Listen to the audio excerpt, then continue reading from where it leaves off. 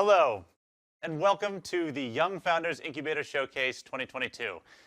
I'll be your host for the evening, Ben Ham-Connard, and we're really excited to have everybody joining us online, as well as to all the people in the space currently, including the Young Founders, our wonderful panelists, and the rest of the Creative HQ support team. Before we kick into things, we've got a few little housekeeping bits and bobs. Now, obviously, with recent COVID developments, Omicron in the community, we've had to make a few shifts to how we run this, but we're still really excited to have everybody online. And obviously, the Young Founders are still pitching their fantastic businesses, so not much has changed there. So on the housekeeping front, we are using Philo, which is a fantastic piece of technology that's allowing you all to currently see me, obviously live. When the founders come up to pitch, they'll be pitching to you as well at home. You'll be able to see the slides on screen, and the entire thing will be recorded, so in the future, if you want to come back and watch it, or if you miss anything during the live presentation, you'll have access to that during the program. Awesome. Now, for those of us here in the space, and this is the part that I actually do need to read because I don't want to get anything wrong, in case of an earthquake, please duck and cover. If it ends up being long or strong, our evacuation area is the rooftop bar. Obviously, insert your own joke there. If it ends up that there is a fire, then our evacuation point is outside and in front of Les Mills, which is down the right. The staircase is the same in either event. It's just the one right back there. So as long as everyone's got that clear, we should be A-OK. For everyone online, we'll have a Creative HQ team member there to support in the event of any kind of technical difficulties you might have. Hopefully there will be none, but if anything does come up, please just message through the Creative HQ team, and they'll be there to help you through with any issues. Awesome. As a reminder as well, please be respectful online in the comments. Obviously, there's a little bit of anonymity, but you should have your face and your name attached to it. So if anyone's causing trouble, we'll kick them out probably. So yeah, just a word of warning there. Great. In addition, all of the team's contact information and social details will be included during the presentations and online. So if you want to get in contact with them after the program, please feel free to reach out there. Brilliant. Now that that's out of the way, here's a bit of a run-through of what to expect tonight. So we'll start off with a brief introduction from the program director, Megan Roerich, as well as our CEO at Creative HQ, Catherine Jones. And then following that, we'll jump into our pitches. The pitches are going to be 5 minutes each, after which we'll have 5 minutes of Q&A from our fantastic panel, who I'd love to introduce now, depending if I can get the camera to pan over to the side. Should be great. So our delightful panel, we've got Anna here from WCC, Wellington City Council, Terry from Young Enterprise, Mina from Random Specific, and Richard from the Ministry of Youth Development. So really excited to have all of them here. In reality, they'll be asking some questions to kind of probe a little bit deeper into the different startups and the founders' journeys. And we're really excited to have you guys here. So thank you all so much. Brilliant. We'll have 4 pitches to start off with, after which we'll have a brief break for refreshment, so you can go and grab a drink, stop off at the bathroom, and then come back for the final 3 pitches, and then we'll wrap things up at 7:30 is the plan. So that being said, I'd like to please welcome to the stage Megan, the program director for the Young Founders Incubator, and Catherine Jones, the CEO of Creative HQ. Awesome. Yeah, warm welcome, please. Awesome. Thanks, team. Here's the stage. Thank you. Kia ora, everybody. It's been a long time coming. So excited to be here. And yeah, me too. Hey, thanks for having me on stage, Megan. I have missed you the last 3 weeks because you have been immersed in this funnel of youth, which has been awesome. Really has, really has. I thought to just get started, most people in the space know a good amount about Creative HQ, but perhaps for some of our online audience that don't know us as well, if you could just give them a little bit of an idea, who are we? What do we do? Yeah, awesome. So we are part of Wellington's economic development family, wholly owned by the Wellington Economic Development Agency, Wellington, New Zealand. And innovation is our bag. So everything we do here is about innovation and making Wellington a thriving city of innovation. So there's 3 parts to our business. The first part is growing our startups, and we've been doing that for almost 20 years. So we're just in the process of starting to plan a really big party to celebrate that milestone. We help governments to innovate, and we really provide a world-leading service in this. We help governments all over the world to be better and more citizen-centric in their public service. And we have a School of Innovation, which this program is part of, which is where we help people build the skills and capabilities that they need to be successful entrepreneurs. Awesome. Brilliant. Yeah. So maybe you want to tell us a little bit more about the actual program itself. Cool. All right. Particularly for our fabulous panel and for those of you online, to give you a little bit of background, what this program's about, what our fantastic participants have been doing for the last 3 weeks.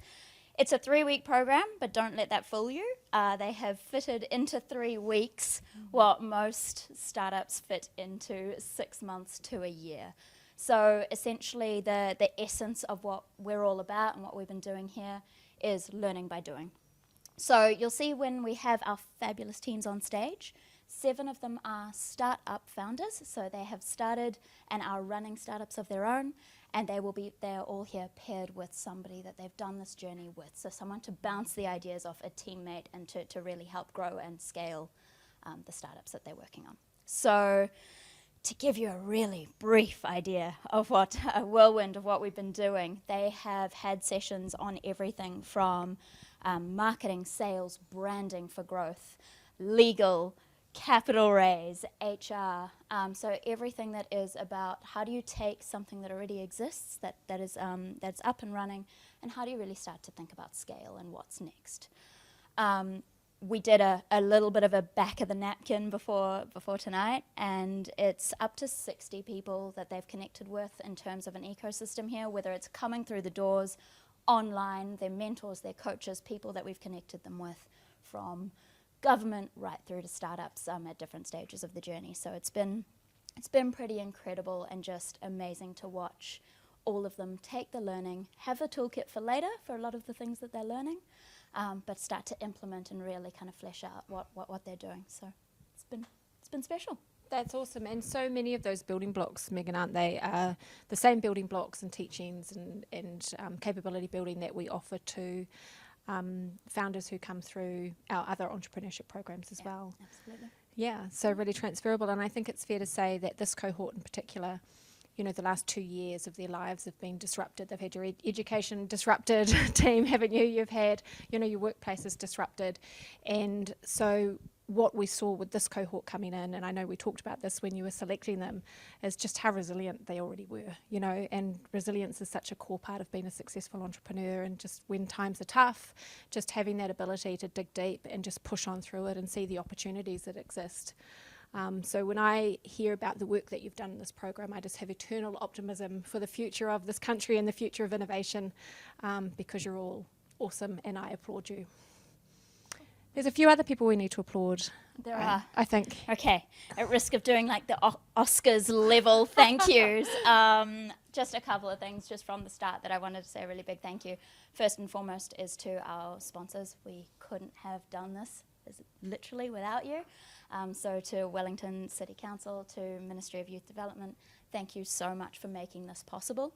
I did not by any means do this alone. There is a massive team behind me that has helped design and be involved with and run this program, which has been incredible. So a really, really big thank you to each and every one of you. Couldn't have done it without you. A thank you just for on the night, the events team. They are amazing. They've made this look seamless and easy, like it's nothing. But so thank you to Simpel, who are doing our videos. Thank you to Hype, who's doing everything here. Thank you to Robin and everyone else who's done the food and the catering, and to our amazing events team. Thank you. And last but not least, to all of our young founders, to the participants, thank you so much. This has been an incredible 3 weeks. I am gutted that it is ending. So it's been amazing to watch all of you learn and test and grow, and the resilience again, just to reiterate. But it's been so much fun. So thank you, each and every one of you. Cool. And Megan, I just add to that a big thanks to you and to Poppy, who are our 2 fabulous facilitators for this program. I mean, just 2 of the examples of the amazing talent that I am lucky enough to work with here at Creative HQ.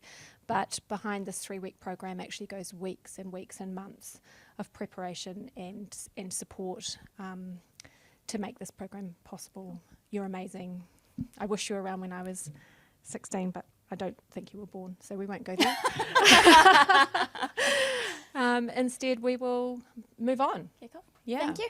Thanks, everyone. Let's go. Beautiful. Awesome. Thank you. Fantastic. Thank you two so much. The optimism that you feel is only surpassed by the wow factor of these teams. So without further ado, I'd like to bring up the first team pitching tonight, which is the Linklab team, James and Caleb. Come on up, team.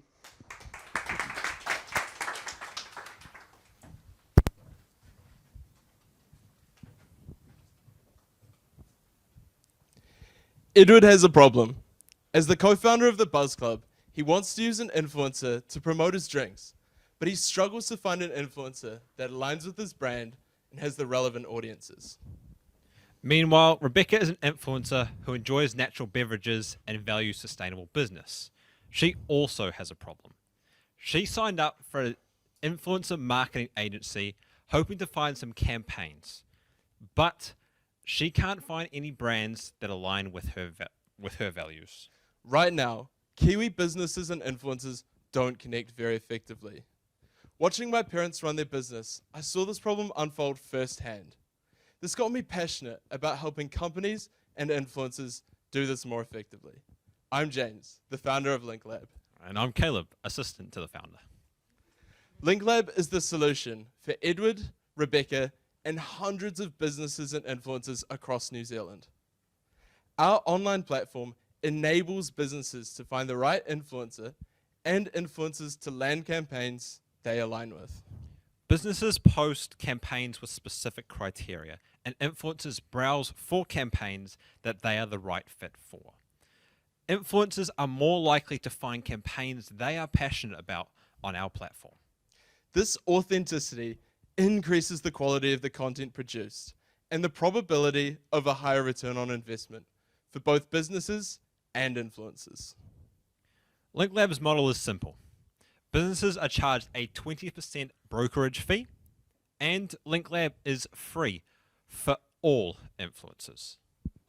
Marketing is changing. With the rise of social media, it is becoming harder and harder to reach the target market. Influencers provide a direct connection to audiences with genuine interaction and authentic messages. Influencers are individuals on social media with a significant community and the ability to impact the buying power of their audiences. According to the Influencer Marketing Hub, 2021 saw a total global spend of $13.8 billion, an increase of 712% from 2016's $1.7 billion. Not only that, but research from the Digital Marketing Institute also found that 49% of consumers depend on influencers' recommendations. That's not enough. What about the global average of $5.78 earned for every dollar spent on influencer marketing? Our research has shown that a significant opportunity lies initially with New Zealand beverage businesses who rely heavily on influencer marketing. We are initially targeting the $40 million spent per year by New Zealand beverage businesses on influencer marketing. This is just the New Zealand beverage market. We will then expand to target food and fast-moving consumer good businesses. Our primary competitor in New Zealand is the Social Club, an influencer marketing agency. International competitors include platforms such as Upfluence and Influence.co. Unlike our competitors, we aim to empower influencers to work with brands they align with and help grow their career. Our go-to-market strategy involves running our first campaigns offline to validate and build our influencer network. Our initial platform is live and will go, Our initial platform is complete and will go live after 10 successful campaigns. Linklab has launched our minimum viable product, where we manually source Instagram influencers for New Zealand businesses. At this point, we have successfully run 2 campaigns. Linklab has already gained access to approximately 500,000 followers through the influencers that have signed up. A team of advisors has been formed to guide Linklab. The team has many years' experience in marketing, capital raising, and bringing a platform to market. We now have just 8 slots available for discounted Instagram influencer campaigns. Scan the QR code to join Linklab as a business or an influencer now. The influencer industry is broken.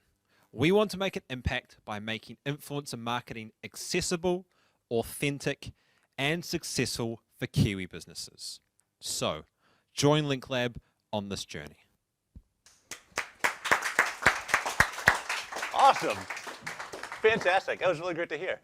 Sweet. So now we'll open it up for some questions from our fantastic panel, lightly moderated by me, but feel free to pass around the microphone if you have any questions for the team. Yeah, Terry.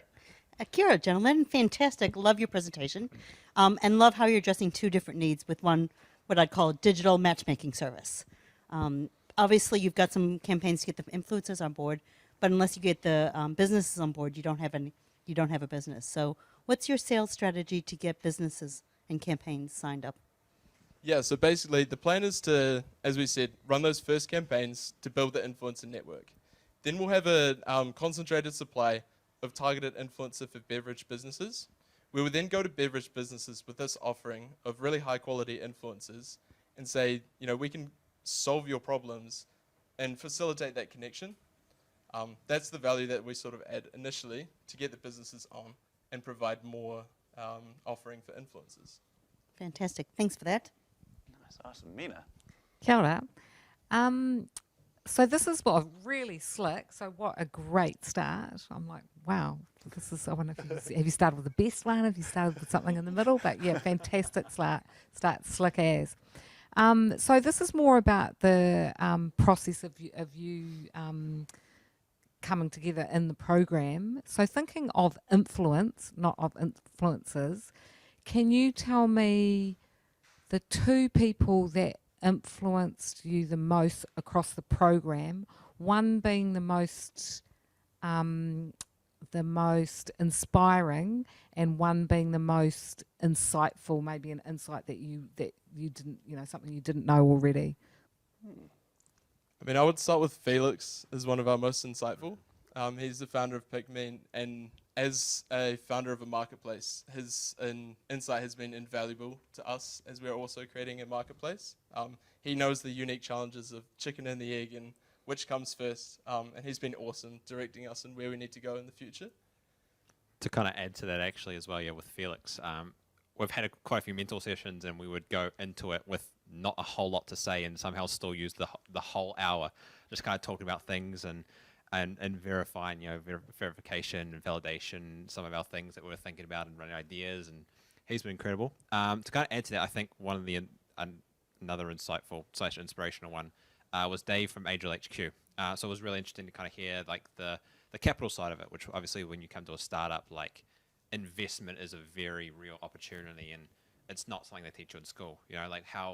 How different investments work. What is dilution? How does what do they do for your company, and what stage do you ask for it? So it was real insightful to kind of and inspirational to actually kind of hear him speak and answer all those questions that we had about investing. Oh, awesome. How about you, James? Anyone inspiring in particular? I'm going to stretch the question a bit, and I'm going to say my most inspiring person is actually the other founders, just behind the camera here. They have been so awesome, and it's so great to see everyone's different ventures and how far everyone's come in this 3 weeks. For me, it's so inspiring that I've got to spend that time with them. It's just been absolutely awesome. So thanks, guys. That's the perfect answer, I think. That's fantastic. Awesome. Richard, do you have a question? Yeah, I just had a question. I love the setup and the pitch was really great.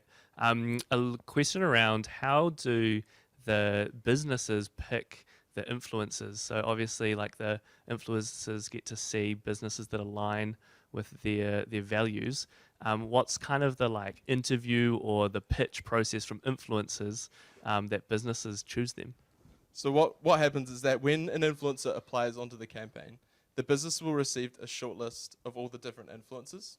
From there, they'll be able to go into the influencers, look at their media kit, which is an example of their past work. From there, they can kind of gauge the quality and the sort of level that they'll be receiving with that influencer. From there, they can make those decisions and select who they would like to work with. Awesome. Thank you. Fantastic. Any others? All good? One last one, a quick one. This is how we know we're going to go over. I Go think for it, Anna. I think a lot of influencers. I've got a marketing background, so I've got a bit of insight into this. But a lot of influencers already signed up to agencies, so the Social Club and We Are Tenzing. And those are the ones with the big followings. So, kind of, what level of influencers are you guys targeting? Yeah, awesome. I'm glad you brought that up because with this platform, what we hope to do is really lower the barriers for influencers. Everyone in this room has influence. It may not be on the scale of 1 million followers, but everyone has friends, families, and connections that they can genuinely suggest a product to. We're hoping to utilize that by allowing people to jump on our platform. You know, it may not be $1,000 campaign, but just something there and utilizing that influence that agencies can't. Great answer. Great stuff. Awesome. Thank you, team. Great presentation. Linklab team, head on over. And obviously, if anyone's looking to hop into one of those 8 spots, please reach out to the Linklab team after this. Great. Next up, we've got a fantastic team, Morocco Menstrual Cups. Please welcome to the stage Shawari and Georgia. Come on up, team.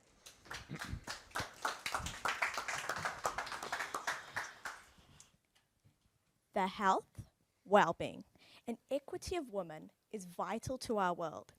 In these changing times, people are asserting their views on global issues that have long been marginalized, such as period poverty and fair access to period products. Driven by social change, I, Shwari Naidu, and Georgia Wills use this opportunity to develop the social enterprise Morocco Menstrual Cups to address these issues. I started Morocco Menstrual Cups when I was 16 years old. I was inspired by my mother, Nimsha Naidu, who wanted to start a menstrual cup business, but didn't feel like it was the right time. I decided it was time for change. I saw that women were missing out on opportunities due to lack of accessible period products. Our mission is to tackle the issue of period poverty in New Zealand by selling affordable, sustainable, and cost-effective period products to counter the issue of menstrual taboo and period poverty in society. Why do we do this? Because we believe having access to period products is a human right, the right to dignity and access to basic resources. How do we do this? We spread awareness around menstrual cups through education. Education is the key to destigmatizing periods. It is estimated the average menstruator uses over 11,000 tampons in their lifetime. Furthermore, 90% of disposable packaging is non-recyclable. Pads and tampons are contributing to pollution, which is detrimental to our ecosystem. Period poverty is a serious issue in New Zealand. According to KidsCan, 1 in every 2 Kiwi women have suffered from period poverty. Period poverty describes the circumstances in which someone has limited access to menstrual products.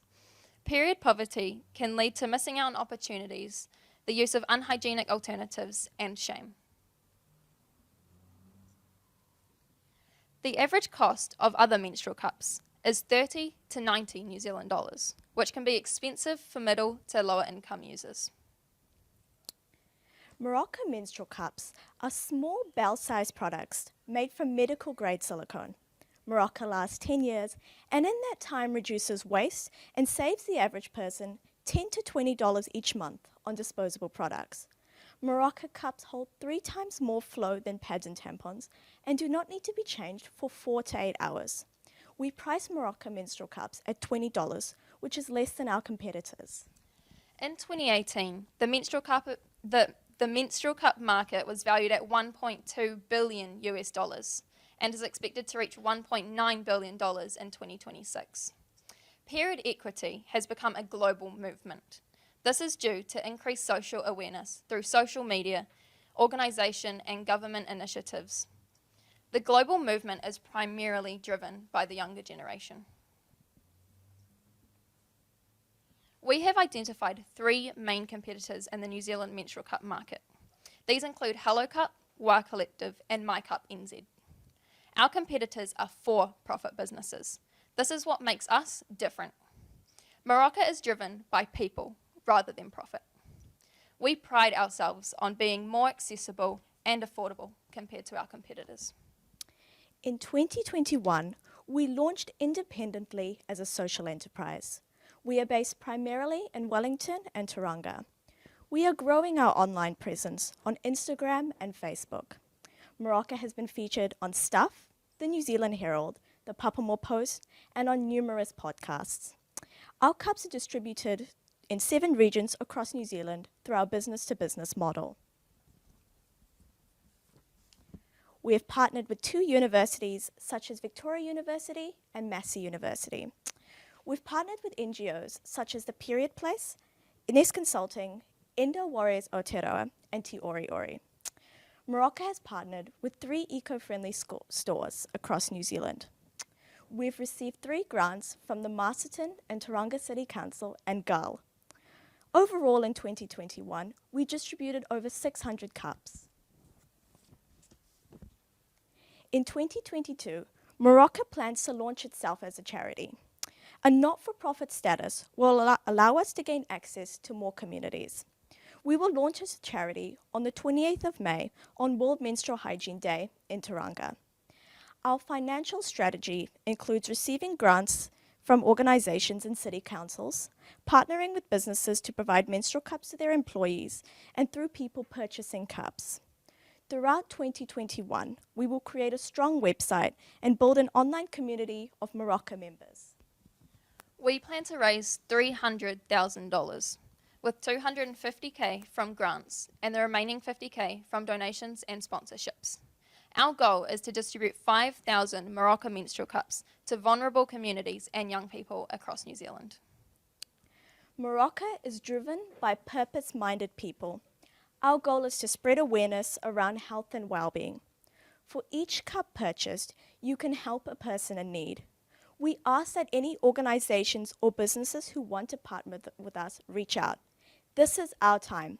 The period revolution is now. Thank you. Awesome. Fantastic, team. Sorry, I take up space here. But brilliant. So let's turn it over to our panel, see if there's any questions that are springing to mind. That is awesome, and I love the confidence that you guys are speaking about period poverty. It is something that women just should not be ashamed with, and I just love the original thought that you're doing with this. And it is a real issue. I mean, you know, we're having to pay still GST on period products in New Zealand. It's ridiculous. Anyway, I digress. What I'd be really keen to know is how you landed on that financial model, so the grant and fundraising model versus a buy one, give one, or another type of model. What made you land on that? One of the barriers we found being a social enterprise and working towards a hybrid model is that we weren't able to get the grants that we wanted.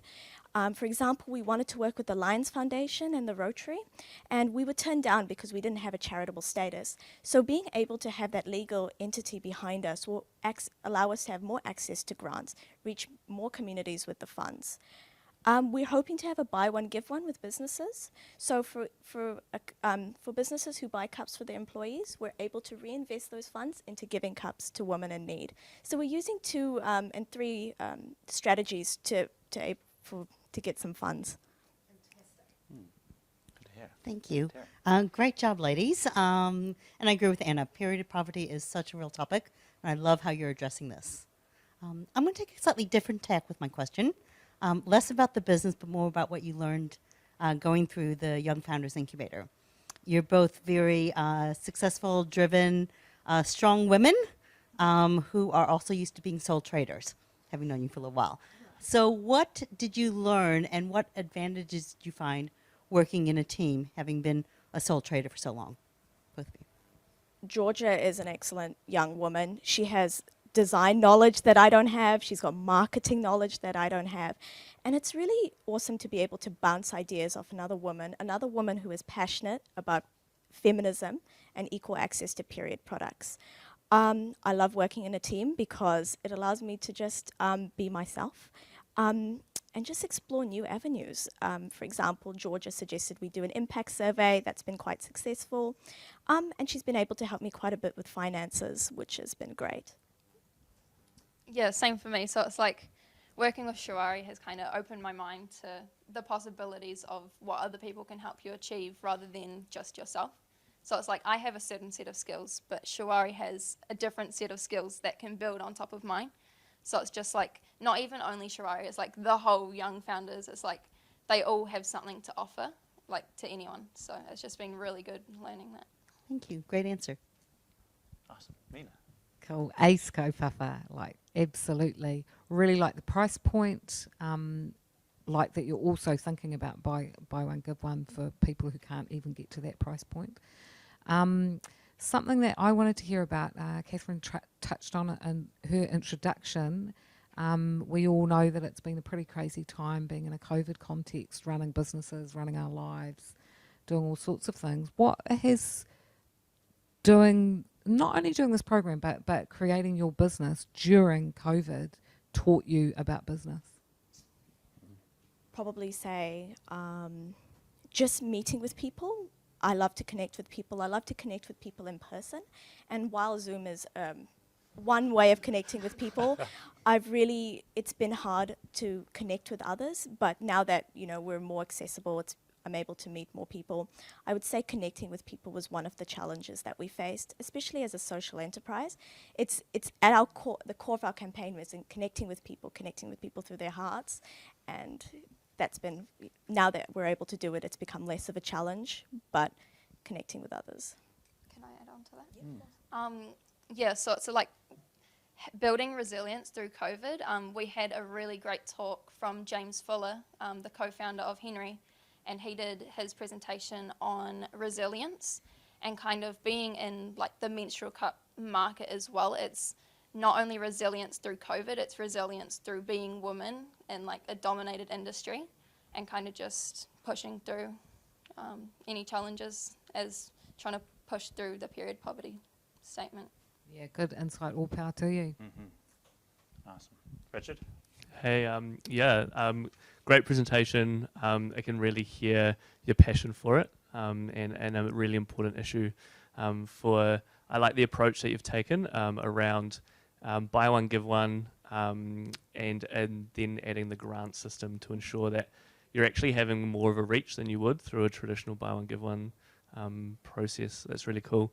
I'm interested in kind of your approach to how you're connecting with distributors. So you said you've kind of connected with a few eco stores and you're across 7 regions. What kind of approach did you take to reaching out to those distributors or organizations? One of the things we're really focused on is connecting with people through social media. So social media has a wider platform. We're able to connect with younger people. We were able to connect with them through social media. So we messaged them, we emailed them, and they were really keen to get on board with a business that prioritizes female entrepreneurship, particularly me, I'm a woman of color. And they were really interested in working with a business that prioritizes climate action. So when people sign up with Morocco or they work with us, they're essentially hitting 2 birds with 1 stone. We're a social impact social enterprise, and we're also working towards reducing waste in the environment. So they were really interested in getting on board with us there. Amazing. Yeah, Awesome. Thank you. Thanks, team. Great questions. And thank you so much, Shora and Georgia. That was fantastic. Thank you. Much appreciated. Awesome. Give it a hand. Fantastic. All right. Coming up next, we've got the team behind the Sewing Depot. So that's Anna and Maria. If you guys want to come on up, give a warm welcome to Anna and Maria from Sewing Depot.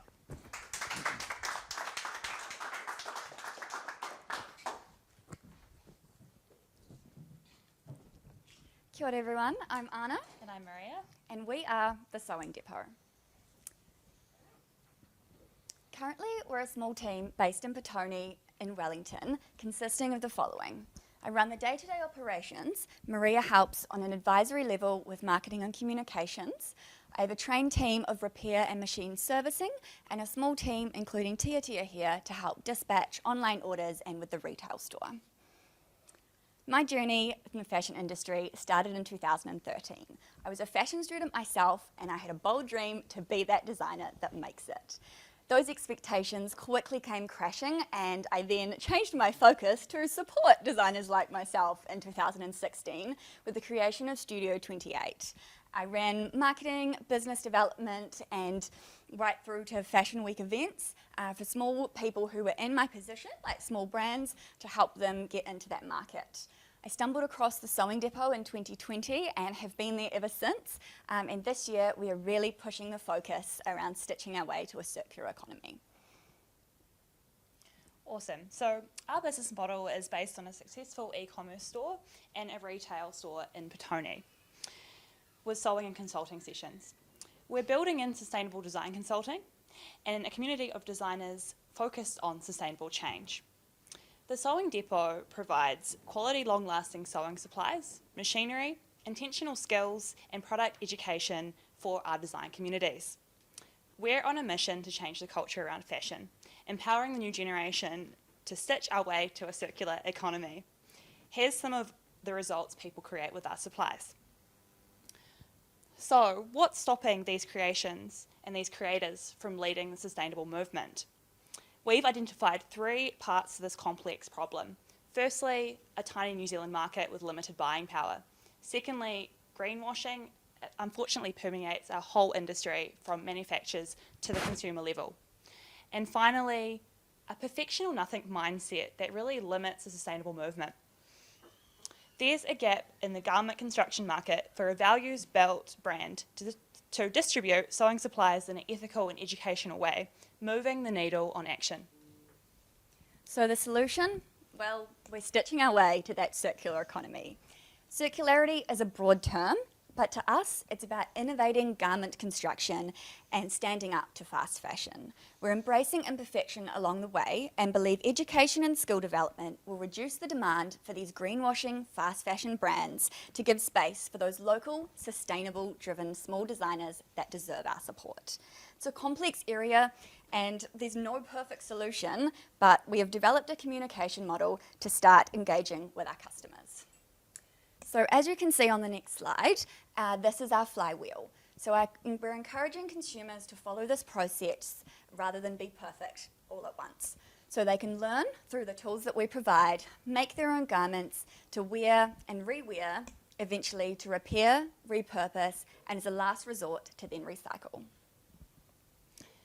So currently, the Sewing Depot has over 30k monthly retail sales, up to 70k in the busy season. Our current market has 3 major segments.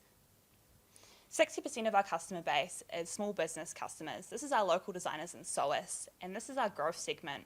With Etsy and other creative platforms like Instagram growing, we expect to see this grow even further.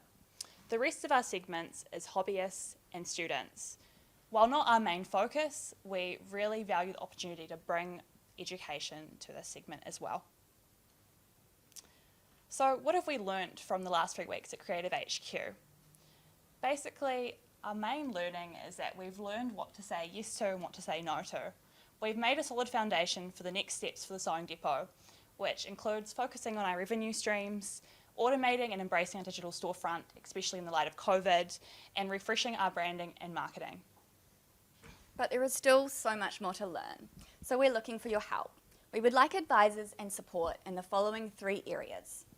1 being financial, sustainable business models.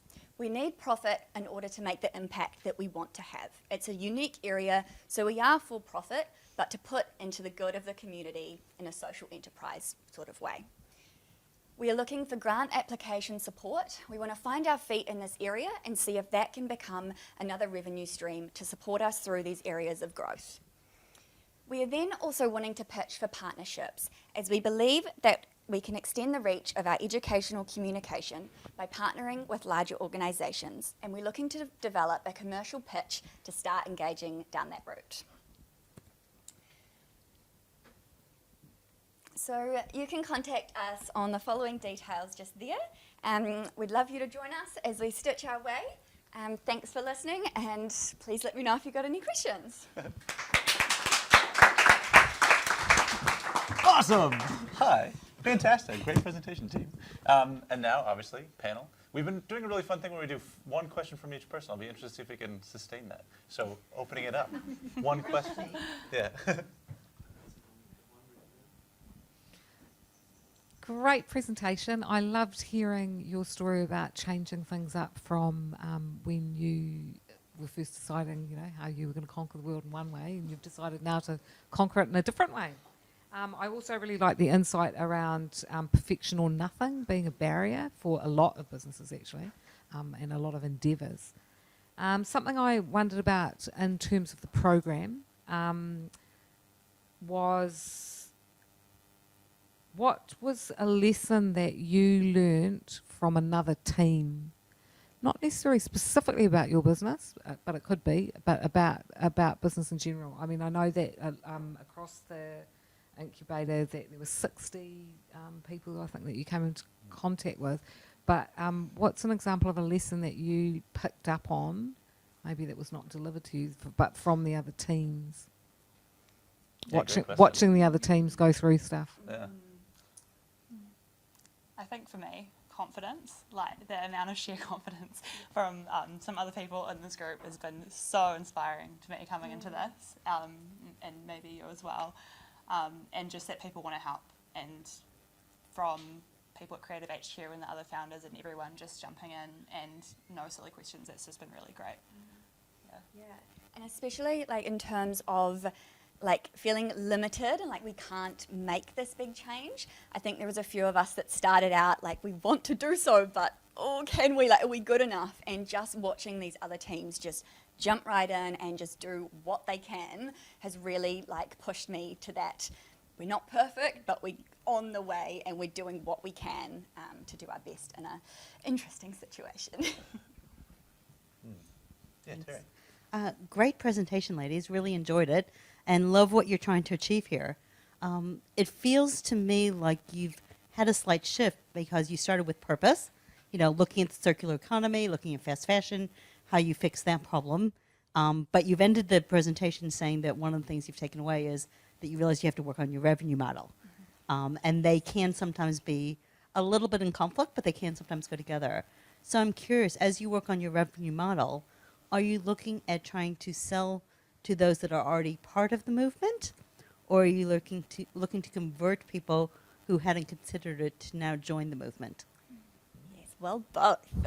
So partly why I have used the name The Sewing Depot. So like the company that I've founded myself is NZ Sewing, but by taking the name of an existing just traditional sewing shop, you know, very old school, just selling the goods, it means that my message is stumbled across by people who just wanted a sewing shop or just something very simple. So often people not in my generation or just with a different mindset, they're kind of stumbling across us by us kind of utilising that existing name, which has been really cool to watch us like make more impact in that area.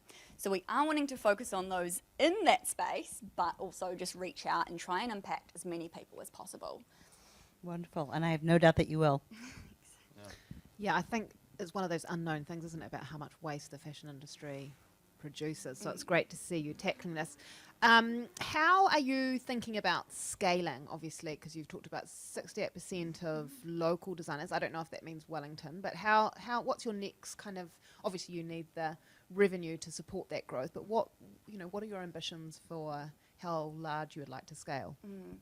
I believe eventually we can scale like internationally, but it's picking and choosing what we kind of approach at certain times. So there's a lot of demand out there from small designers throughout New Zealand because we distribute nationwide for things like sustainable threads. So initially I was like, let's just import sustainable threads. I could go and get a massive amount of money for that, you know, pitching for investments, but it just didn't seem right. So by running this kind of messaging flywheel of consumers learning more about that process and like the value of the textile that our small businesses are creating, it's then increasing the demand of those small business creations, if that makes sense. So there's more people buying that, which means the designers can come to me and buy more thread, and so we're meeting things like minimum order quantities and things. It's been a very complex 2 years, so it's really hard to sum up in like a short sort of thing. But yeah, just eventually we want to tackle like global. Like I think we can really make a difference.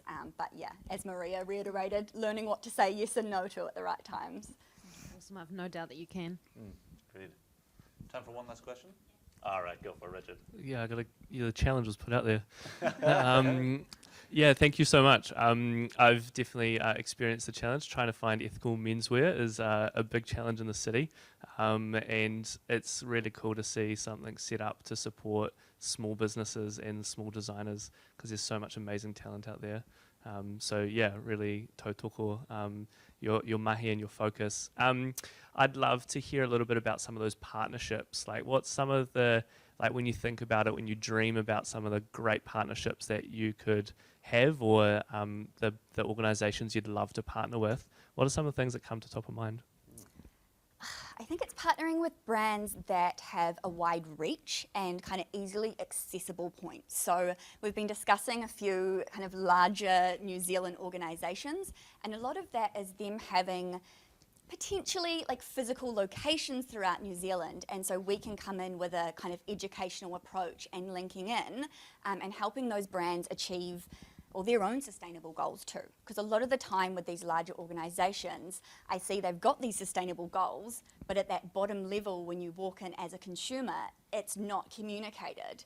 And so we've flipped that, starting by building our business model around circularity so we can't shift. So it's just using these larger organisations to support us, and we support them to keep that message going to that widespread audience. So people that aren't in that circular kind of world yet, just opening their eyes up to it and seeing where that can take us. I'll use this to ask a question just in case you guys want to plug anything. Is there any specific company out there? You never know who's watching or who might know, so it's New Zealand. Haven't thought of one particular one, but I've been thinking about, potential like power companies with like sustainable goals, potentially like even going down, sounds a bit weird, but like service stations and things, they're everywhere, or typical department stores. But we're not going to compromise on our ethics and values, so it's really just finding a brand that we can work with without compromising that. I don't think there's one that we're just kind of targeting at this stage. Awesome. Cool. Thank you guys so much. That was really fantastic. And if anyone has, obviously, any advisors that they could recommend, please pass them on through those contact details. Thank you, guys. Lovely. Awesome. Fantastic. So in the round of 4 pitches, this is our final one for this one, but we've got Sam with Simple Studios. Really excited to see you come up and present. Rock on. Sam. Kia ora. My name is Sam. I am the founder of Simple Studios, an online retail platform that empowers creative women to cultivate their own path without the administrative burden of running their own business. Simple Studios started as Simple Prints, where a friend and I were creating and selling bespoke custom art. This gave me first-hand experience into what running a business really looks like, from producing the products, the accounting, website design, dispatch, marketing, and more. I realized this was also a struggle for other creative women. Too much time is absorbed into the admin side of running a business as opposed to creating. Generally, creatives are selling through bigger companies who take a large cut. On the other side of it, consumer behavior is changing and people no longer want mass-produced products, and they want to support a brand that shares their same values. This is where Simple Studios was born. Last year in lockdown, my mum passed, and I realized how quickly life can change. And I realized there is no time to be lost in passion, and you don't need to fit into society's definition of success to be valued. Just as much as my values shifted, I realized there was an alignment with the way consumer behavior is changing. 67% consider the use of sustainable materials to be an important purchasing factor, and 63% consider a brand's promotion of sustainability in the same way. Consumers are caring more about the ethics of a brand than the dollar value. It's a good time to be blending luxury and conscientiousness. Simple Studios is a curated online retail platform where creative women can sell their products to conscious consumers. We remove barriers to business by reducing the administrative burden, allowing creatives to do what they do best. Not only is Simple Studios a place for creative women to sell their products, but it's a community of shared values underpinned by sustainability, well-being, and empowerment, driving collective change. Consumers are able to purchase products consciously, knowing where and who made them. Simple Studios was founded on building a community around the brand. All 8 of the creatives we stock are a person who has been a part of my journey throughout different phases of my life, meaning each creative and each product aligns with my values and that of Simple Studios, so you can shop confidently and consciously. Simple Studios is a connector, fostering a landscape of creative women and consumers that keep profit circulating in our local economy for longer. Our target customers are Gen Z millennial women who want to align their purchases with what they value. We're unique as we believe in fostering a female-led community of creativity and collaboration that centralizes empowerment. We will continue to build Simple Studios through connections and eventually create a physical space for creative women, bringing our digital community to life. We're a B2C e-commerce model, selling our products to a global market. We currently take a 30% fee per sale to cover the admin costs so our women can focus on creating. Each creative pays an upfront $250 establishment fee to cover e-commerce upload, creative highlight, package and fulfillment, and customer service. Our creatives then supply us for a period of 6 months. Success to Simple Studios looks like empowering women to have the confidence to create and put their products out there, increasing their brand and expanding their business. We currently market ourselves using Instagram, blog posts, email marketing, and word of mouth, and plan to launch an International Women's Day poster campaign through Wellington. Simple Studios' website came to life in June 2021, and thus far we have sold 109 products and equating to $12,000 in revenue. 70% of this revenue has gone back to our creatives to continue their work. And we have heard from our creators things like, I've absolutely loved working with you this year, and I'm so grateful for the opportunity. And thank you for believing in me and giving me the confidence to do this. Simple Studios has solid foundations to scale up. We don't have any limitations to our reach at the moment, and we plan to empower both creatives and consumers to produce and purchase in a values-driven way. We also plan to establish a huge warehouse of stock, increase in our consistency of sales, hit a 300K revenue target by the end of 2022, and we plan to provide businesses with mentoring and coaching for our creative women. That brings me to what I ask of you. Please check out Simple Studios online, or if you know of any creative that would benefit from Simple Studios, please email me at hello@simplestudios.nz. From this program, I've also learnt the importance of a mentor, and I'd love some guidance in the e-commerce and sales realm. Lastly, thank you to my mentor Ali, to my coach Ben, to Megan and Poppy and Creative HQ, and also to the other founders. It's been an incredibly inspiring and motivational experience for me, and I've loved the confidence that I've built throughout this. Thanks.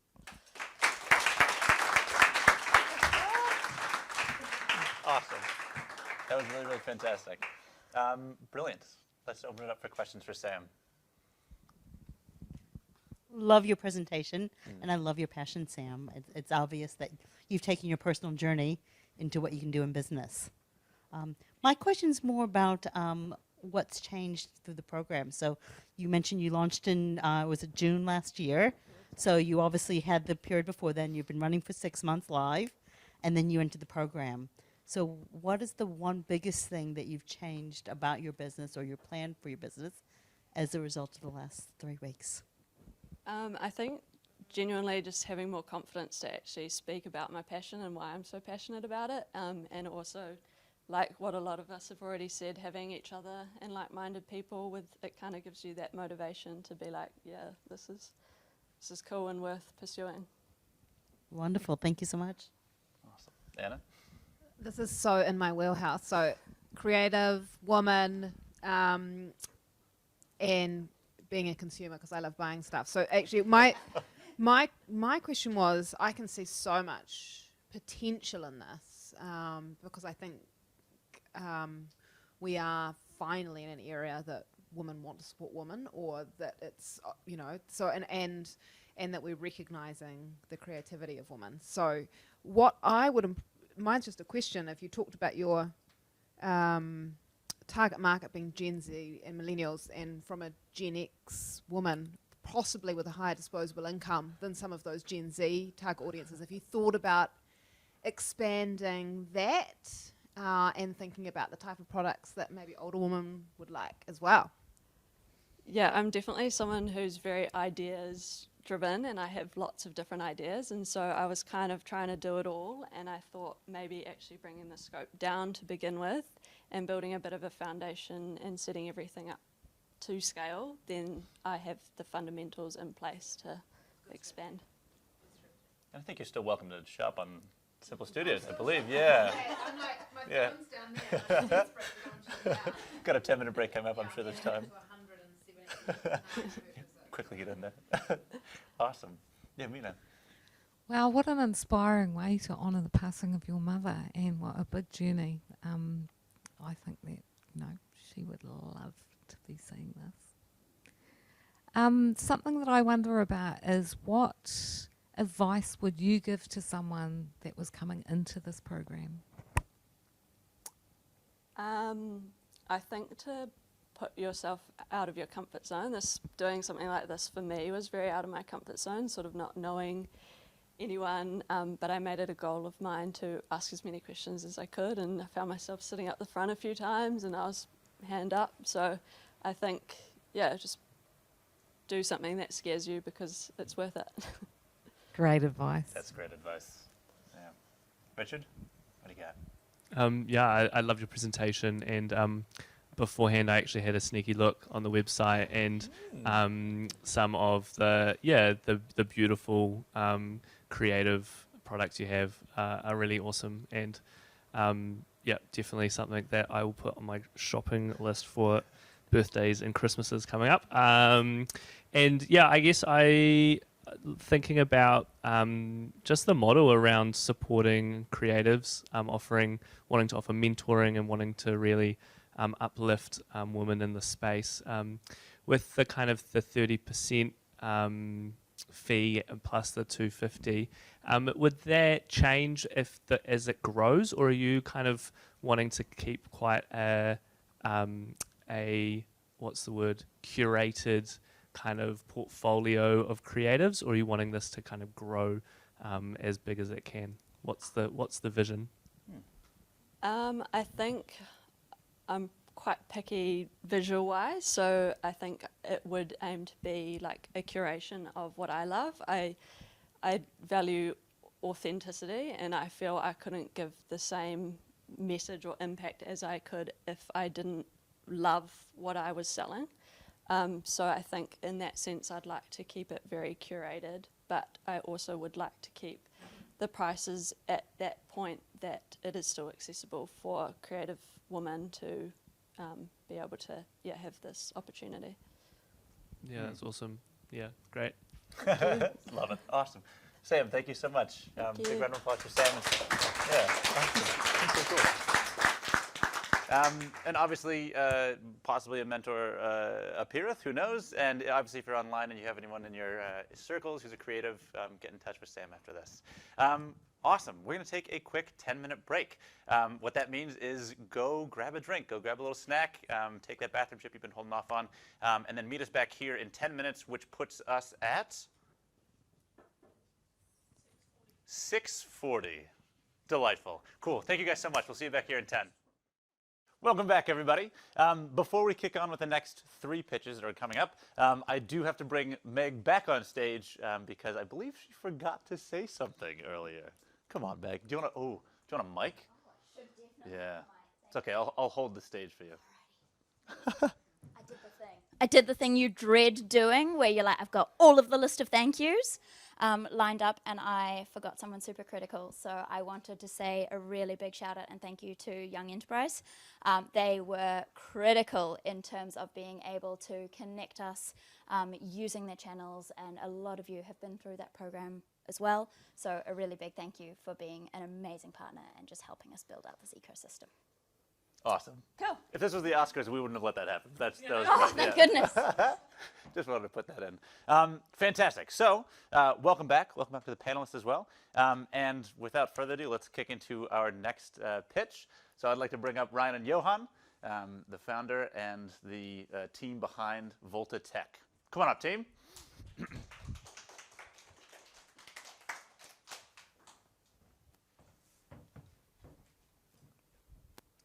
Hey everyone, my name is Ryan Clark. I'm the founder and CEO of Voltatech. I am 16 years old. And hey, I'm Johan. I'm 17 years old, and I've been helping Ryan and his business out for the past couple of weeks. This is Alex. He's 19 years old. He's just left high school. He's looking to get involved in the gaming PC market. He wants to play some games. He wants to play Fortnite, Minecraft with his friends, but it's just far too expensive. You know, over $1,500 for the cheapest model. So he decides to just stick with his old PS4 that he's had for years. Voltatech is bridging the gap between this issue. What we're doing is we're getting 3-4-year-old office PCs, we're skipping the landfill, and we're going straight to refurbished gaming PCs. Our most popular model is priced at the $899 price point, which is much more affordable than our competitors, which will set you back $1,500. They're perfect for gaming, homework, and browsing, and they've been tested to play the most popular games that our target demographic enjoys. I started this business when I was 14 years old, from humble beginnings in the garage at my house. We started with about $60,000 in revenue for the first year, and this year we've grown to over $500,000 in sales and 3 part-time contractors. But why now? Why is now the best time to get into the gaming PC market? Well, in 2020, the market was worth $42.2 billion US dollars. That's just in 2020. We've seen continual growth year by year and is becoming one of the largest industries. The video game industry is now worth $200 billion, which is more than the music and film industry combined. Not to mention the rise of play-to-earn crypto gaming, which allows players to earn money by playing games. And obviously they'll need a PC for this, so this is really what we want to pinpoint on. We've established 3 main competitors, and really just, seeing their main entry point is around $1,500. So, you can see that, it's not super sustainable, not a huge economic benefit for someone, going in a $1,500 range, especially the lower income. And not to mention, some people don't even know if they actually want to, spend a massive amount on a high-end gaming PC. We get a lot of parents really just going, hey, I'll buy this for my kids for 2 years and see if they enjoy it. So you're not forking out $1,500 plus bucks. It's only $800. If they don't like it after 2 years, then cool. And if not, we can actually have them trade it back and then come and upgrade from us as well. Not to mention, the story of 16 years old starting a business would be great media publicity, which is something that we would have over the competitors. Moving on to traction and validation. So we've got a fully developed website with multiple payment options, including Afterpay and lay-by. We also interact with our target demographic through multiple platforms, including the Facebook Marketplace, TradeMe, and Instagram. We also went to Armageddon last year, which was a huge success. High foot traffic of our target demographic, got some really good first-hand feedback, and made heaps of sales, made people excited about refurbished PCs, and validated our market further. Yeah, we're also approached by themarket.com, and these guys have a massive monthly traffic. So they approached us and were like, hey, we'd love to sell your products on our platform. So we've just got that up and running. That's been really awesome, bringing in some weekly sales that we wouldn't have got otherwise. So another thing we identified was, looking on TradeMe and Facebook and the internet, everything was the same. It all looked the same, all white backgrounds in the same case. And we just wanted to really be a point of difference in there. So we decided to invest in a black studio setup. It really pops out with LED lights and a really aesthetically pleasing case. So that's something we've really been working on the past 6 to 8 months. And also, working on the last 6 to 8 months, we've expanded to cryptocurrency mining rigs. So this has been a really awesome revenue stream for us. It's bringing heaps and heaps of sales, and it's really proven to be quite popular. And we have established that this hasn't been as scalable as the gaming PCs. So while it does bring in some good revenue, we're going to focus on scaling the gaming PCs long term. Which is, that's something we've really identified throughout the Creative HQ program, which has been really awesome. Moving on to financials. So total sales this financial year has been $580,000, with $80,000 in profit and about $25,000 in inventory. So seeing kind of incremental growth that we've been doing. So 22,000 in July, 55 in August, 96 in September, and 140 in October. So you can really see that incremental growth that we've been doing there, which has just been so awesome to see it grow these past couple of months. So by sustaining $90,000 per month, we'll be looking to hit about $800,000 by the end of this financial year. So what's next for VolSec? Where does it go from here? So we'd really love to expand into the Australian market. So Australian market and beyond. Obviously, we need to validate that market first. But that's something we'd just really love to do when we establish a super stable supply of X-Lease PCs coming in.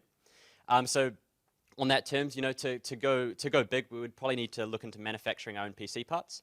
And we've come in with a lot of issues of our competitors are actually our suppliers. So they'll go, yeah, hey, you can buy this if you buy 10 other things, which isn't, cuts out our margins. That the overall end goal, I'd say, is to look to exit to a large company.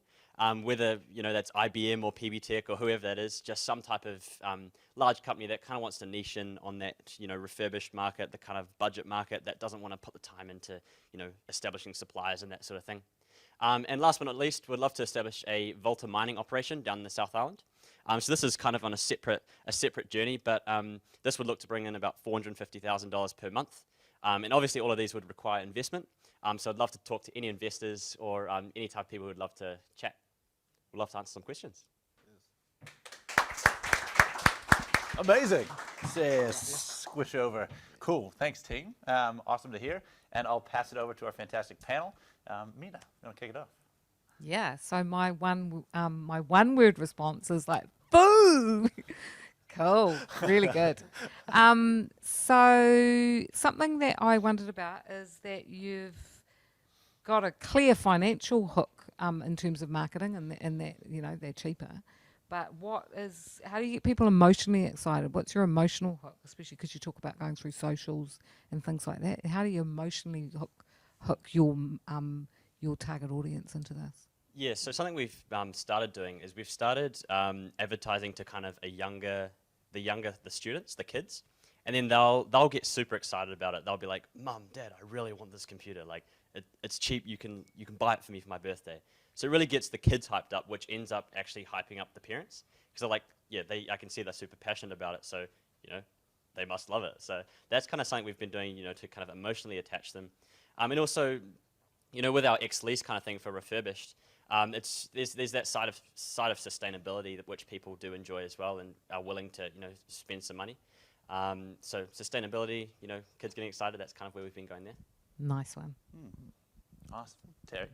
Fantastic job, gentlemen. I'll actually have a confession. When you pitched in December, because that was online, I had all the judges on a private chat going, "Did he just say $500,000?" So that's actually where my question goes with this. A lot of people would come into this program and that would be their big goal. Like, what would success look like for you? And they might go, "We get to $500,000. You got there before you started this program. So you talked about expanding to the Australian market. You talked about an exit strategy. But how would you define, like, what would success look like for you? Can you quantify the number that you're aiming for? And then what's your biggest challenge to get to that? Yeah, it's definitely a good question. I feel like right now coming into the program, we're establishing some sales, but I've kind of, after you make a bit of money from it, and then you start to value kind of freedom and time from that. So I found that, we're doing a lot of sales, but I was running around doing all these different things, and it didn't actually feel like I had much time. So yeah, I just feel like in terms of the end goal, like hiring, the main challenge we've been facing is like I'm doing all these things and it's come down. I think like the kind of end goal is to actually hire a lot of people, and I'm an entrepreneur. I don't want to do this for the rest of my life. So having a real clear kind of exit strategy has been something really key that we've established through Creative HQ. And it's like, it might be hard now, but if we're looking to exit and we're looking to do that, you can stick through the hard times because you can see that end kind of goal. So yeah, and then, once they exit this, could go to another business and yeah. Wonderful, thanks. Sky's the limit. Anna. Yeah.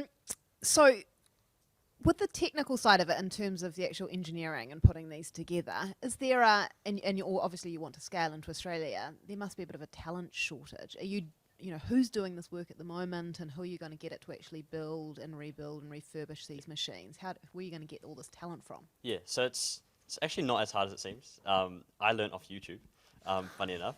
And my brother, who is 12, is actually working for me now, and he's got super fast at it. Like, he's really good at it. So it's actually like with the right training, you could easily learn it. And I think there might be a shortage to start with, but you can get anyone that's willing to learn, and you can train them up. But yeah, and I mean, it's going to Australia. We don't necessarily need to increase our overheads. If you might need to get a few more workers in, but all you need to do is really just ship over there. Yeah. Wicked. Richard, lucky last. Yeah, awesome. Yeah, great pitch. I love the energy and the creativity from the business idea is really awesome. I'm sure your little brother will be petitioning for a youth minimum wage soon, but wondering, just around the program that you've been a part of here at Creative HQ. Kind of what maybe for each of you the two big takeaways. I learned heaps from this program, and I think my biggest takeaway that is that the most valuable resource we have is people. I've learned so much from the founders and a lot from all these other ones that are here to help the founders, their passion, their drive, and I think that's been really valuable. And I guess when you put your mind to something, you work in a team, you can accomplish anything. So I think that's my biggest takeaway. My other takeaway would be just be resilient, don't give up, small victories, and you'll get there in the end. Yeah, my biggest takeaway has probably been just like to ask, and you'll probably get it. Like, it sounds kind of bad, but like it's been so good. I just go like, "Hey Megan, like, what do you think we get a meeting with NZTE?" And then it like happens the next week, and it's just like you come to them with a problem at Creative HQ, and they're just like, "Hey, we might not be able to solve it here, but you can go to this person." And it's just been such a valuable thing. It's just like, just ask. You don't know if you don't ask. It's been what I kind of taken away from this. Awesome. Cheers, team. Really cool to see. Cheers. Thank you very much for sharing. Give them a big round of applause. Fantastic. Up next, we've got a pitch from the team behind Up Imagery. So that's Josh and Zayed. Give a warm welcome to Josh and Zayed. Come on up, team.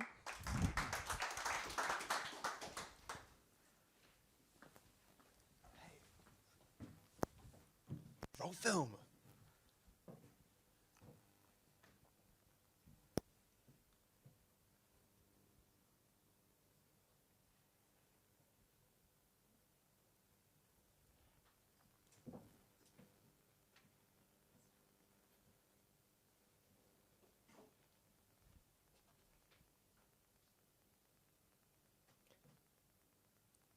Hi, I'm Ziad. We'll do it again. We'll play again. You all got the sneak preview, but we're going to do it sound. If you just click.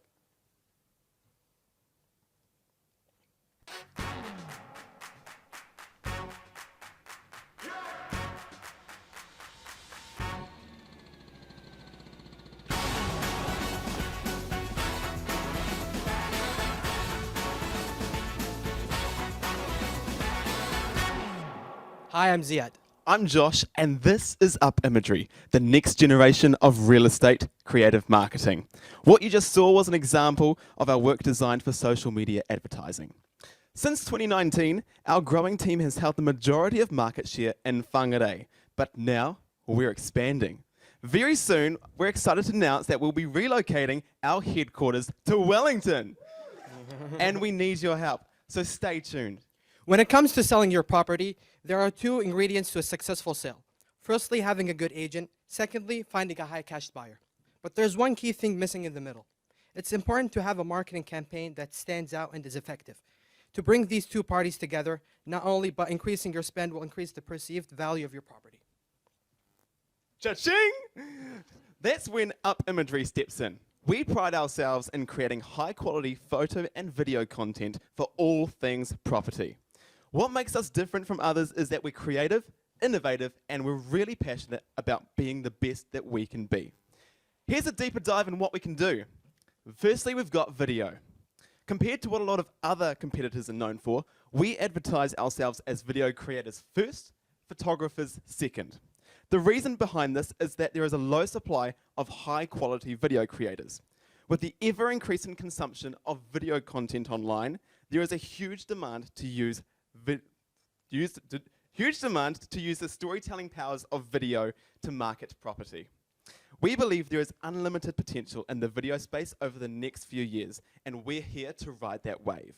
Our approach to video is all about capturing attention, then telling a story that hooks people in. Every home needs photography, which is why it's an essential add-on to our video services. By having us already on site filming, we take the stress away of having to hire a separate photographer and video creator. By bundling both services in a single visit, it makes it a much more efficient, easy, and lower cost experience for our clients. We also like to use a little bit of Photoshop in our work. For example, these two images were taken at the same time. We really believe in adopting new technology, which is why we're tapping into virtual reality with our 3D tours, as you can see on the screen here. The new opportunities this creates for our clients is huge. Potential buyers who could be on the other side of the world can get a good sense of what it feels like to be there without having to visit. And this technology is only continuing to evolve. And a little quick add-on, I didn't script it in, but COVID has really accelerated this as well. So, yeah. We are targeting the 40 million market of budget spent annually on real estate photography and video in New Zealand. Our turnover from 2021 was 250K, which means we have plenty of room to scale. To give you an idea, we have this convenient graph. So yeah, plenty of room to scale there. But it doesn't stop there. That's just the market cap for real estate creative marketing. We also want to expand towards architects, building companies, subdivisions, and government agencies, just to name a few. We already work with all the major real estate agencies in Whangarei, including Ray White, Harcourts, Barfoot and Thompson, Eves and Baylor's, to name a few. To date, we have produced almost 400 videos so far, and you can binge watch everything in the short time of 13 hours in our YouTube channel. Speaking of socials, we're also on Instagram, a little bit quick plug, so follow us there at UpImageryNZ. Now, our development over the last 3 weeks at Creative HQ for us has been creating a strategy to expand, and we're super excited to share this with you tonight. With the profit we generate from Whangarei's business, we'll be reinvesting it to launch our new branch in Wellington. With an established team, consistent profit, and our high reputation among our current clients who have nationwide connections, we're confident that we'll be able to launch quickly and effectively in the capital. But why Wellington? It's simple: growth and impact. Our vision is to be a thriving collective of creatives that are able to focus on what individuals is most passionate about, support each other in a fun environment, improve efficiency as a team, which will overall improve the experience for everyone. We believe being based in Wellington is the best in the country to achieve these goals. Since we started, the struggle we found in Whangarei is finding the right people to join our team. We have no shortage of work whatsoever, but by moving to Wellington, it will open a whole new wave of potential people to hire. We'll be focusing on creating attractive opportunities, particularly for university graduates. From conversations I've had with a student at Massey University, there is a high supply of graduates in the creative media degree, but low demand for their work. We want to change that because it'll be a win for everyone. Because firstly is the social impact of creating new opportunities and jobs for young people. We really want to help graduates get their foot in the door of the creative industry. And this is a great stepping stone to kickstart their career by doing what they are most good at, with having to freelance and operate a business themselves. Secondly is that this will be a financial benefiting business growth strategy. By hiring young people, our costs won't be as high as compared to hiring someone in the same industry with 10 years experience, for example. Instead, we can put aside our surplus, for example, in marketing to further build up Imagery's brand, as well as hiring even more people. just to clarify, we're not only after university students, it's just that we think that this is a really good niche to tap into, and we really want to try and help these people really get their foot in the door. So this is when we need your help. To make this as smooth of a launch as possible, we need to have as many relevant contacts and connections as possible. If you know anyone, literally anyone, who is passionate about video, photography, or someone you think might like to work with us, we would love to get in touch with them. This is especially true if they're currently in university or have recently graduated. We'll be hiring with urgency when we launch. We would also like to begin building relationships with potential clients over the next couple of months. So if you know of any real estate agents, this would be a great help. If you'd like to connect with us, we're on social media, Facebook, Instagram, YouTube, or our contact details are on the screen. Thank you very much. Yeah, Josh, thank you guys so much. Fantastic presentation. First presentation with memes, love it. Let's kick it over to the panel. Richard, up first. Yeah, great presentation, great energy.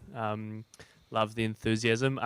As someone that I feel like 50% of my Facebook feed is real estate, because I click on one and then they just keep coming up and then I keep clicking on them. There seems to be, I guess, a lot of Wellington real estate agents have kind of in-house teams. So kind of what's your pricing strategy around competing or kind of entering the market here in Wellington? What does one of your packages cost?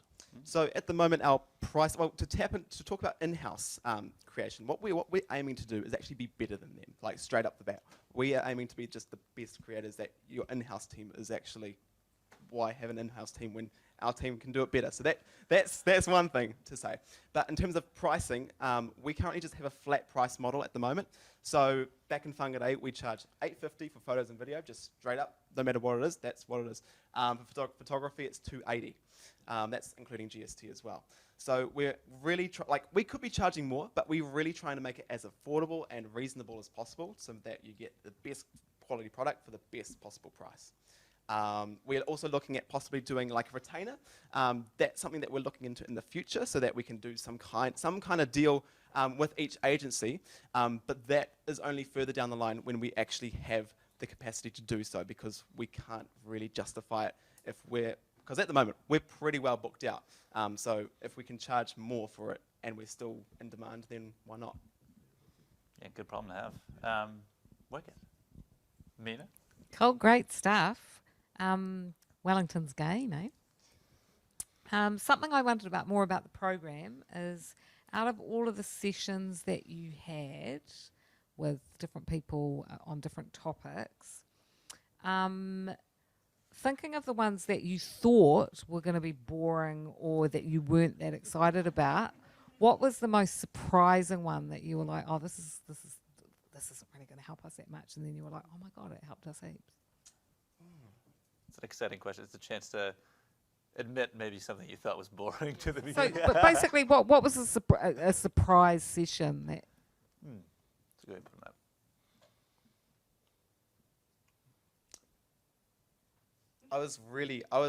I was excited to start off with. So,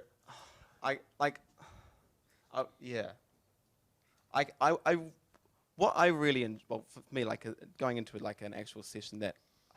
I'm not really surprised exactly of anything, but something that I really did enjoy was going on site to visit the businesses. I think, yeah.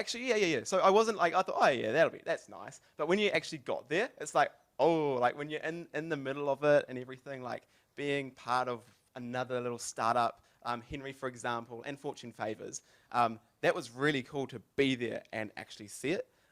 To say that we're going and visiting it was one thing, but to actually be there and hear their stories and be just in it was really quite cool. So that's probably something I was quite pleasantly surprised with. Awesome. How about you, Ziad? Mine actually was Henry. When I first heard of it, I'm like, oh, what's Henry? I really don't know about it. So when we got the opportunity to go to their headquarters, I really enjoyed it personally. I loved the vibe, the headquarters, James's story and how he really went through a lot, and it really stood out to me a lot. Yeah, I think there's a lot you can learn from people that you think are hyper successful, and you kind of look at it and like, oh, there's a ton of stories behind that. Yeah. Awesome. Great question. How are we going down the line? Terry? Fantastic, you guys are moving to Wellington. Love that. Good choice. Neat to hear you talk about the benefit of COVID. And certainly you're seeing that rise in real estate, people buying sight unseen from overseas. So that's great to know that your strength, but you've also identified the weakness of COVID, which is access to people. And you can't do this without people. So I like your strategy about trying to tap into the graduate market and students. How are you going to manage quality control then? Because you said your selling point is to be better than in-house teams. So if you're bringing in someone young who's inexperienced, they have to be better than, say, an in-house team of someone that might have 10, 15, 20 years of experience. Yeah. So we've got a training strategy in place. So what that's going to look like is that, for example, Liam, who's our video editor at the moment, he goes through pretty much all 98% of videos. I might edit the 2% when we're a bit overloaded, for example. The strategy for that, so he will be in charge of training the team there, and I'll be there to help if anything's needed to help in that department. And then I'll be training people up in the video, actual camera people, and how to work with people and clients. So there's a real vigorous, and that's the same thing at the moment. We've got Jonathan, who's our camera guy at the moment in Whangarei, so that's operating while I'm down here. And so seeing what's happening at the moment with me not being around, I'm quite confident in the training process that we've got at the moment. It's been working really well, and we've had really, really good feedback from just the new people that are coming on board. So yeah, a big part of what we do is really make sure that we focus on growing people and their skills and their knowledge, and that's a real cool part of us as well. So yeah. Awesome. Thanks, Josh. How will, if your goal is to be the best, just to produce better content than anyone, and at the moment you've identified that real estate marketing is a formula, you're breaking that formula by introducing video and VR, how will you keep on innovating? How will you keep ahead of the game to keep yourself at a competitive advantage by kind of further disrupting how real estate is marketed in order to stand out? That's a good question. Creativity is it's so subjective, and it changes so rapidly as well. Every year we're seeing social media trends and everything change really quickly. A big part of that is for us is really keeping up with that. What we like to do as well is just experiment with different ideas and different. TikTok house tours. Yeah, that's so. For example, TikTok and Instagram Reels. That's like what that video you saw. That's something those kind of things that we're really trying to tap into this year. And another thing too is there was something else that came into my mind just before, but it just left. Creativity, subjective. Creativity. Innovating, doing new things. Oh yeah, there's a few things I didn't show on the slideshow, but for example, we really kind of dive into like the graphic element as well. So there's a few different ways that we create a video. So there's the storytelling aspect, there's the emotional pulling, and that's really that's what's created our brand so far. The other part is like the real technical, like After Effects, CGI kind of stuff. So we're really tapping into that area, like boundary lines, putting in extra statistics and little graphics here and there that other people haven't really caught on to. And so we're really we're tapping into all sorts of different innovative ways to be a little bit different. Goodbye. Love it. It's constantly developing. Cool. Thank you guys so much. Josh, Sayed, great to hear from you. Big round of applause for Up Imagery team. Thank you. Thank you guys.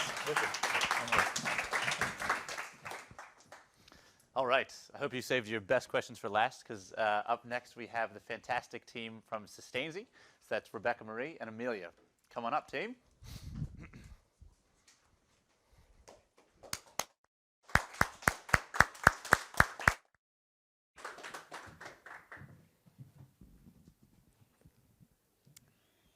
Did you know that a truckload of plastic is entering our oceans every single minute? And 64% of the clothes you buy release microplastics into the ocean every single time they're washed.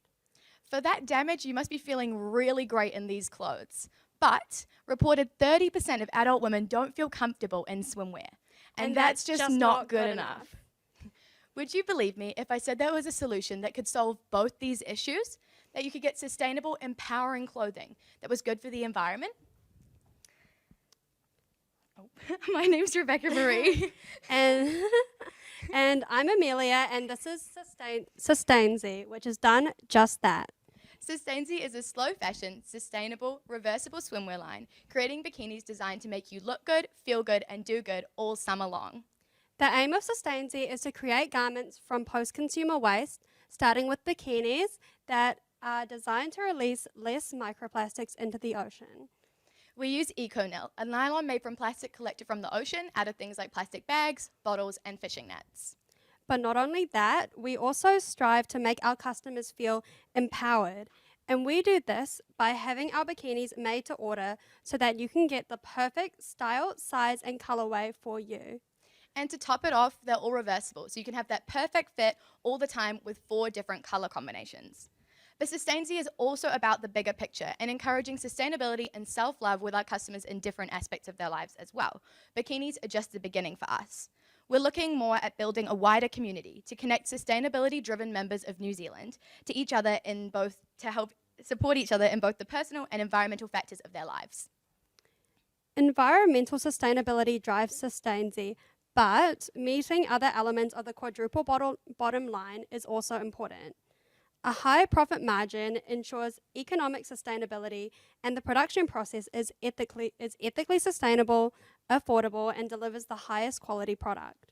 Sustainzy is socially sustainable by encouraging body positivity and providing multiple ways of making sure the product is perfect for every girl through our customizable made-to-order sales model and reversible styles for maximum wearability.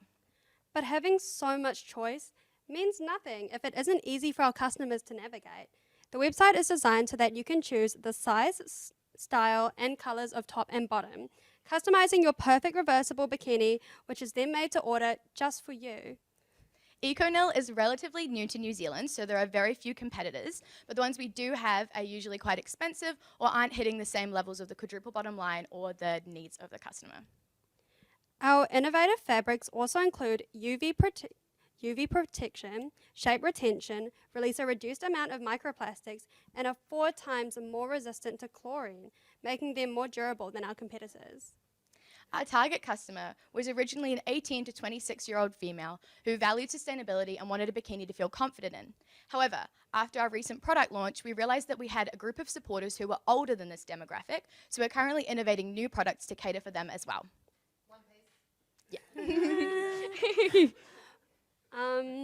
By 2030, due to increasing environmental awareness, the sustainable fashion market is predicted to overtake the fast fashion industry, meaning that Sustainzy is in the perfect spot to break into the emerging New Zealand sustainable fashion market. Once achieved, we aim to go global and move the swimwear industry in a more sustainable direction. We currently reach the majority of our customers through our social media presence on TikTok, Instagram, and Facebook. And during the time in this program, I've reshifted my focus back to wanting to build a community around Sustainzy as a brand. This is still pretty early in the planning, but I'm looking to use my personal brand to create content which will raise engagement and then hopefully can lead to some sustainable events. The goal to build this community is so that we can have the right target audience in front of us immediately and talk to the end user about what they want straight away. We know that there is a market for our product. We've talked to over 300 girls in focus groups and at markets about our bikinis' point of difference, what they are made of, and showing them samples to get real product feedback. Polls and surveys have been completed by a range of girls on support, coverage levels, and styles they want their bikinis to have. Customer input ensured Sustainzy's bikinis meet the customer's needs. And we're currently starting to validate new products with market research for the one piece. We've also seen interest from people outside our target demographic. There was a share from Olympic surfer Paige Harrop, talking with Trevor Mallard, Speaker of the House, about taxing and subsidising sustainable fashions, and $10,000 that we won from George FM through the support of the public. Yeah, so now that you've heard more about Sustainzy, I would love to ask anyone here if they have any ideas, connections, or networks that they think would be worthwhile to us and help further us on our journey. Yeah, and as Amelia said, if you'd like to talk to us or reach out to us, the contact details are up here as well. But yeah, I hope we've proven to you that there is a solution that can benefit you, your confidence-wise, and the environment as well. And the solution is Sustainzy. Awesome. Amazing. I love that the One Piece comment came up and it was already in the chat. It's just the perfect. I was like, just you wait. Just you wait. Perfect synergy. Fantastic. So I guess we'll start here, with Anna. Well, I'm going to be, obviously, I'll have to be now your first One Piece purchaser. Awesome. Like, really cool. And it's so funny because I just bought my first sustainable swimsuit this year and was looking for one that's locally made as well. Awesome. So I can totally, totally know that you've got a really good market out there. What is your channel to market? Is it just direct, or are you thinking about different routes to market? This year was like the first launch was in December, and so I've got like a lot of plans to change it for this year to be better than that.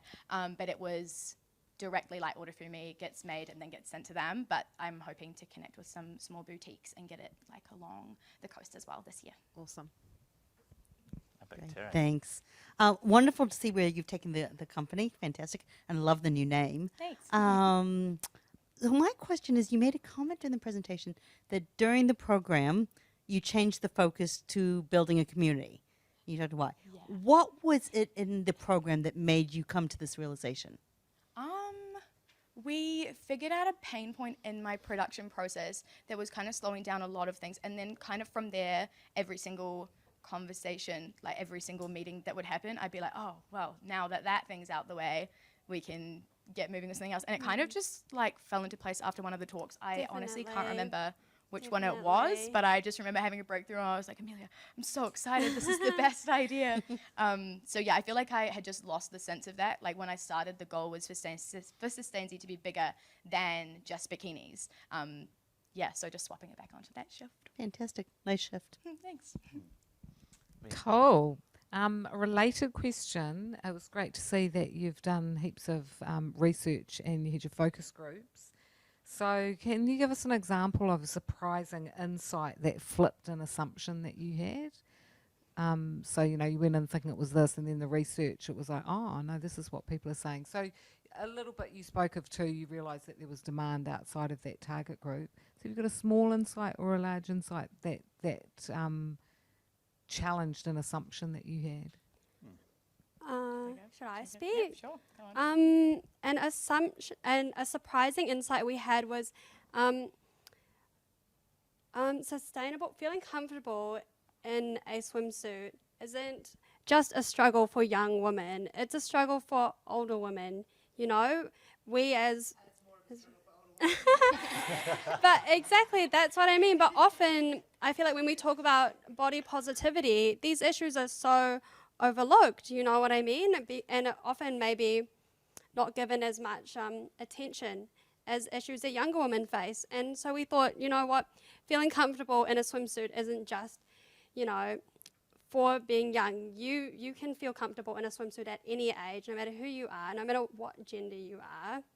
And that's basically why we decided to introduce the one piece. And yeah. Yeah, I would just add on that. When I first started, making a one piece is a lot more difficult because you have to do a lot of more testing, because obviously it's just the one piece of fabric, so different length torsos and things. So that was something I really wanted to bring in, but kind of cut off that extra demographic, but just because of ease and stuff at the beginning. But hearing the amount of people who want it, like, it really made me want to go back to that and try it. Like, I wanted to bring it in eventually, but now I really want to bring it in this year. Right, and isn't that the power of research? Echo that. Awesome. Richard. Yeah, this is great. It's great to see as well. I looked on your website earlier, and that's sunscreen resistant.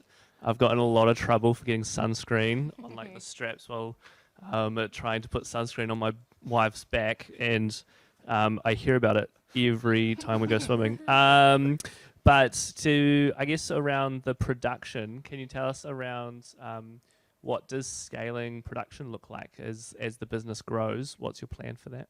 So the production, like the pain point I mentioned before, was actually around the production, because I was using someone in Auckland who was like connecting me with machinists, and I realized I was getting kind of overcharged for that, and it just wasn't very efficient. So right now, as in the last 2 weeks, we've been trying to move to a machinist in Wellington that I can contact directly and do even smaller quantities. So this year it's looking like small quantities whenever I need them on a few different machinists, hopefully in Wellington, so that it just saves time and I can go out there and like talk to them myself.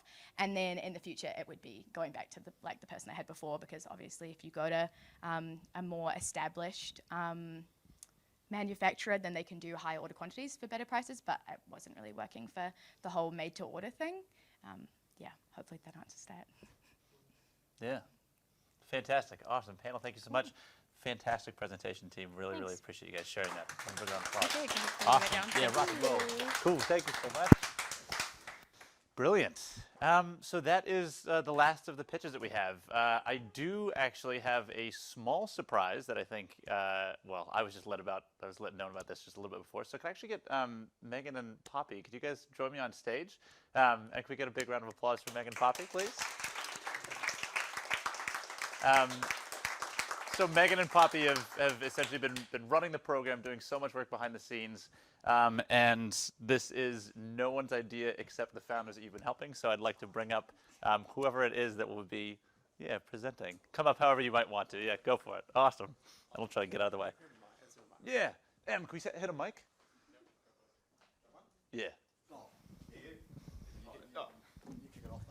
Anyway, yeah, this is just a small. I'm gonna get this is just a really small. This is just a really small, just token of appreciation from all of us here at the Young Founders Incubator. We really honour the amount of time, effort, preparation, and just passion for helping us, and just giving us just that extra step up. We've absolutely loved it. So we want to thank you, and also want to thank all the panel for coming. And the mentors and coaches, that's been absolutely fantastic. And also just to reiterate, thank you for all the sponsors for it as well, because it's just been absolutely fantastic. So thank you so much. Amazing.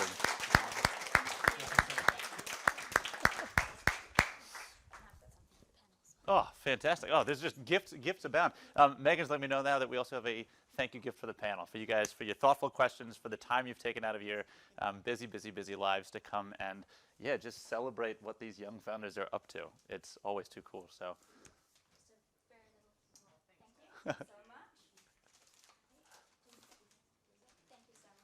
Yeah, what could it be? We never know. I don't know, it's a surprise. Can anyone guess? Thank possibly a book. Awesome, cool.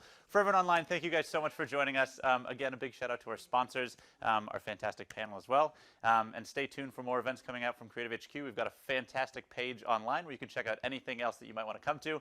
And coming up next, I think, in terms of our startup programs, we've got the Climate Response Accelerator. So spread the word about that. Cool. Thank you guys. Thanks, everybody. Awesome.